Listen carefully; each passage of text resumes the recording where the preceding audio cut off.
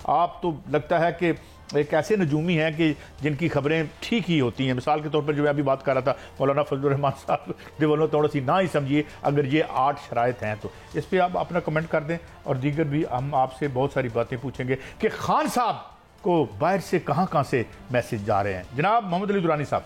بسم اللہ الرحمن الرحیم. میں تو جی نجوم سے بھاگ کے آپ کے پاس آیا تھا اور میں نے تو سیاست میں جو اطلاعات کا نجومی طریقہ تھا اس کو ختم کرتے ہوئے ہم نے انالیسس کے ذریعے بات کرنے کی کوشش کی. تو میرا تو یہ خیال ہے کہ جی یہ آئینی ترمیم جو ہے جو 26ویں آئینی ترمیم تھی یہ حقیقت میں ترمیم تو بہانہ تھی, نشانہ تو آئین تھا. مطلب حقیقت میں اگر دیکھا جائے تو ترمیم تو ایک بہانہ ہے, آئین دراصل نشانہ ہے. یہ اس کا ایک موٹو تھا.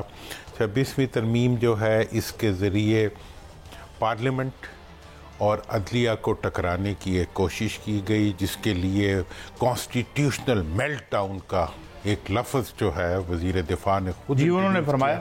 ان کا یہ خیال تھا کہ اس سب ٹکراؤ کے نتیجے میں جو ہے ہم ایک ایسا ماحول بنا دیں گے کہ پارلیمنٹ اور عدلیہ آپس میں ٹکرا جائیں گے اور اس ٹکراؤ کے نتیجے میں جو ہے کانسٹیٹیوشنل میلٹ ڈاؤن ہو جائے گا.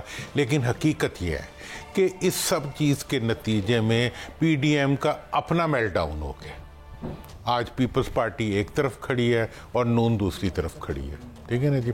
اور ٹوپیاں جو ہیں وہ بدل رہی ہیں اور ایک دوسرے سے مطلب, اور اگر میلٹ ڈاؤن آئین کا تو نہیں ہوا لیکن مجھے آرٹیکل کچھ پارٹیوں کا میلٹ ڈاؤن ہو, لیکن میلٹ ڈاؤن کے علاوہ سر مجھے فارم 47 کا میلٹ ڈاؤن بھی بڑا کلیئر نظر آ رہا ہے. یہ بھی قریب ہے جی بالکل. اس سارے پروسیس میں سے جو چیز نکلتی ہوئی نظر آ رہی ہے وہ یہ ہے کہ فارم 47 کا میلٹ ڈاؤن کر لیں یا اس کے نتیجے میں بنی ہوئی ناجائز حکومت کا میلٹ ڈاؤن کر لیں. یہ جو ہے یہ سب چیزیں جو ہیں یہ کیا آپ اس کو جوڑ رہے ہیں جو منیب اختر صاحب نے آج انکار کیا ہے بیٹھنے سے کہ یہ جو میلٹ ڈاؤن کی بات کر رہے ہیں اس سے جڑا ہوا ہے جو فارم 47 کا میلٹ ڈاؤن ہے؟ دیکھیں جی فارم 47 کا میلٹ ڈاؤن جو ہے وہ ڈائریکٹلی جڑا ہوا ہے عدلیہ کے استحکام کے ساتھ اور عدلیہ کے اس اعتماد کے ساتھ کہ ہم نے اب آئین کے ساتھ کھڑا ہونا ہے اور آئین کی بالادستی پہ کھڑا ہونا ہے. ہم نے قانون کی نہیں, ہم نے انصاف کی بالادستی کرنی ہے.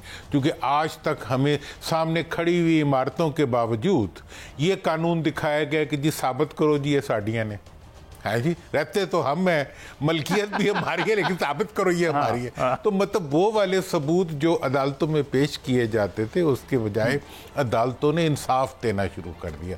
جب عدالتوں سے انصاف نکلے گا تو 47 کہاں کھڑا رہے گا؟ اچھا میں 1 منٹ آپ سے 1 منٹ لوں گا کیونکہ میاں صاحب آپ اسلام آباد میں ہیں, ذرا جلدی سے بتائیے گا, پھر کمنٹ دیتے ہیں ان سے ان کا انالیسس لیتے ہیں. عدالتوں میں کیا ہوا میاں صاحب آج؟ دیکھیں قائد صاحب آج عدالت میں 63A کی سماعت تھی اور جیسے ہی سماعت شروع ہوئی تو جسٹس منیب وہ سماعت میں نہیں آئے.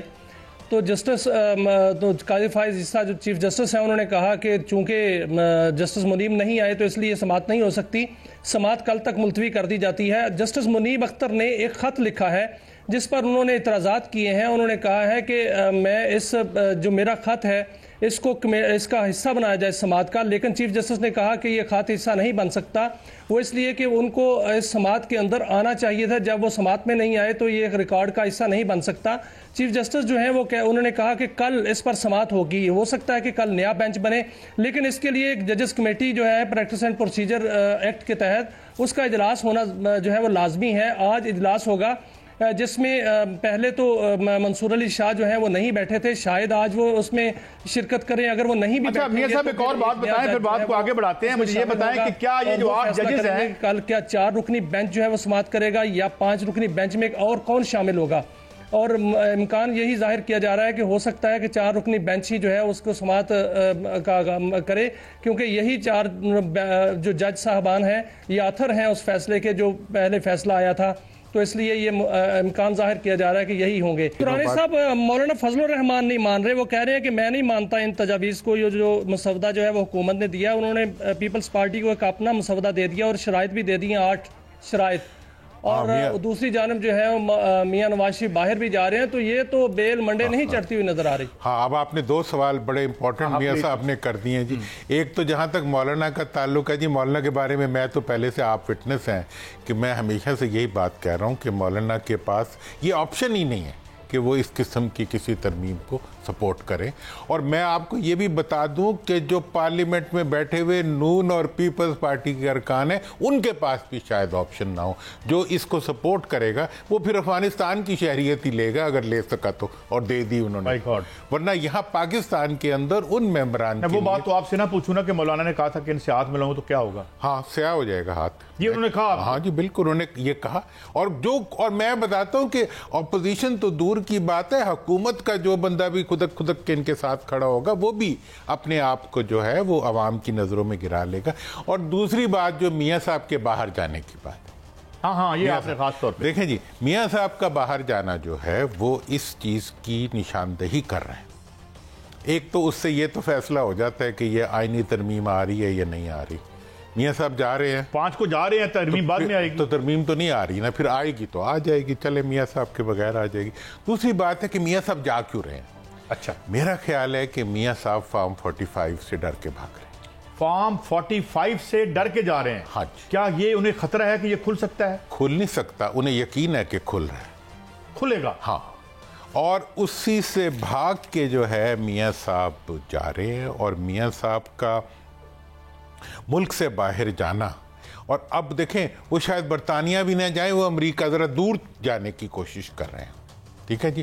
اور یہاں جانے سے پہلے انہوں نے امریکی سفیر سے ملاقات کی ہے اور سب سے ملاقات کی ہے۔ اس کے کانٹینٹس کا کچھ اندازہ ہے آپ کو؟ تو اب اس پہ بات میرا خیال ہے ہاں فی الحال وہ نہیں ہوگی، لیکن میں یہ سمجھتا ہوں کہ یہ سب کچھ جو ہو رہا ہے یہ اب میاں صاحب ہمیشہ جو ہے وقت سے پہلے راستہ بنانے کی کوشش کرتے ہیں تنگ گلی میں سے نکلنے کا، اور یہ بات میں پہلے بھی آپ کے پروگرام میں کہہ چکا ہوں۔ تو اس وقت جو ہے تمام حکومتی جو حکمران ہیں وہ تنگ گلیوں سے بھاگنے کی کوشش کر رہے ہیں، اور میرے بھتیجے بیچارے کو پھنسا کے سب جا رہے ہیں۔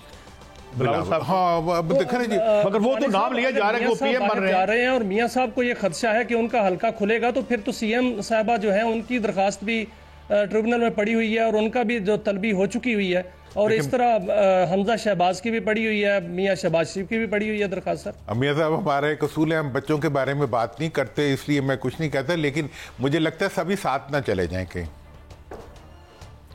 وسیلہ ظفر ہوتا ہے۔ ہاں، سفر جو ہے وہ وسیلہ ظفر ہوتا ہے۔